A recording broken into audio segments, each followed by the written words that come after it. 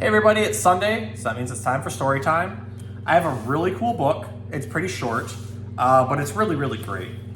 It's called The Big Umbrella, and this one is by Amy June Bates. Really excellent book that we carry here at the store. So since we have such a special book, I brought some special animals. I brought green tree pythons. Now I know what you're saying, they're not green. That's because they're babies. Babies always start out being yellow, yellowish green, orange, red, or blue. This is so they can blend in with their environment while they're super tiny to avoid predators. Now, by the time they get about 6 to 8 months old, they're gonna turn emerald green. So really bright green with kind of cool white, like almost diamond type patterns down their backs. These are a really cool snake that comes from the northern part of Australia, New Guinea, and Indonesia. They are strictly arboreal. They do not like being on the ground. Now, you've probably seen a snake that looks very similar to these guys, which would be an emerald tree boa.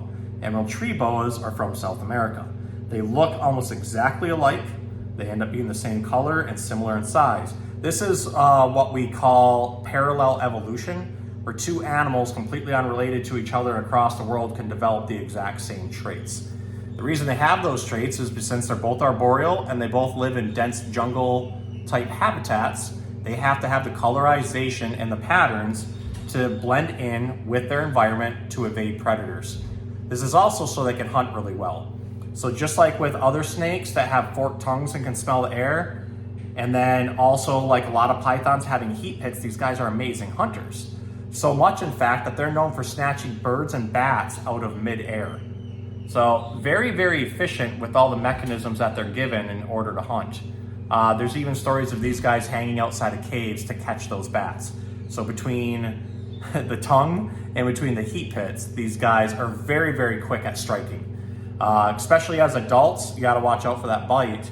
These guys can actually have up to 100 teeth in their mouth. So a full-grown adult that's 5.5, 6 feet long and about that big around, that bite's gonna hurt quite a bit. Now, one of my absolute favorite things about them is kind of looking at the tail here. They actually use this tail as a lure. So they do this thing called saddling, where they lay across a branch and kind of fold themselves back and forth over it. That almost looks like a cinnamon roll, and they tuck their head into it. And then they take their tail and they wiggle it back and forth like this to attract prey. So birds are gonna think it's a worm, so will some reptiles. You know, you might get some curious rodents and stuff like that.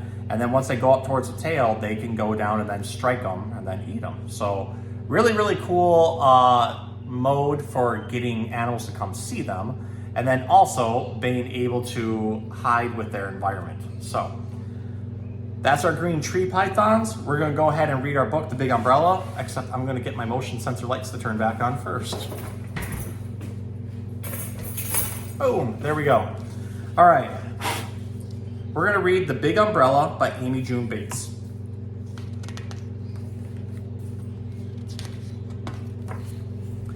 By the front door,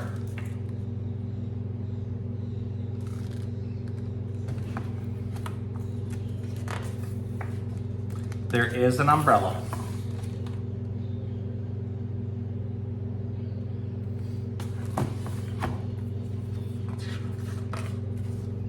It is big.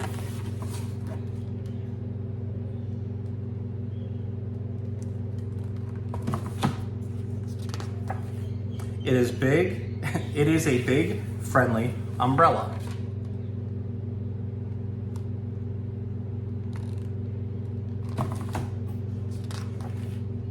It likes to help.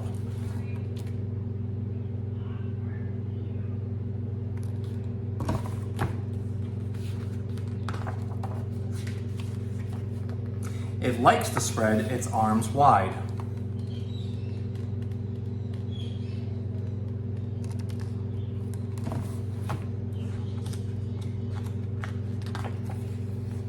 It loves to give shelter.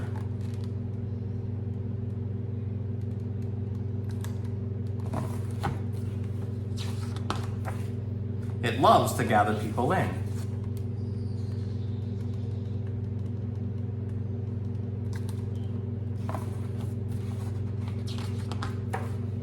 It doesn't matter if you are tall,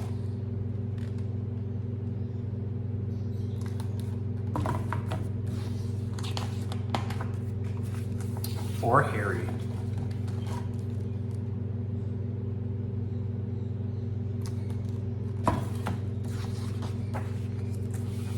Or plaid.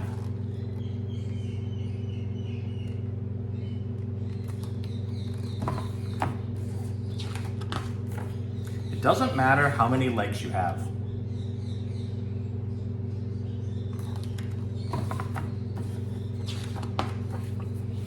Some people worry that there won't be enough room under the big umbrella.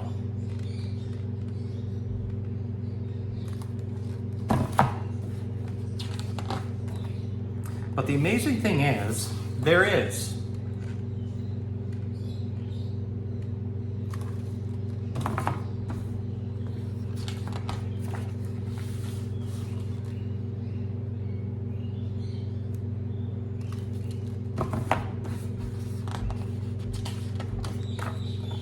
There is always room.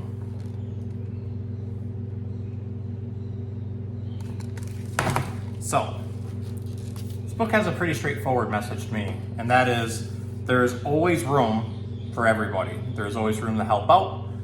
There's always room, no matter who you are, what you look like, where you come from, anything like that. You can always make room under your umbrella to help people. So, I think that's a really cool message for this book. I also think it's some really cool snakes today. So I hope you enjoyed learning about these guys as much as I like showing them off. So we will see you guys next time.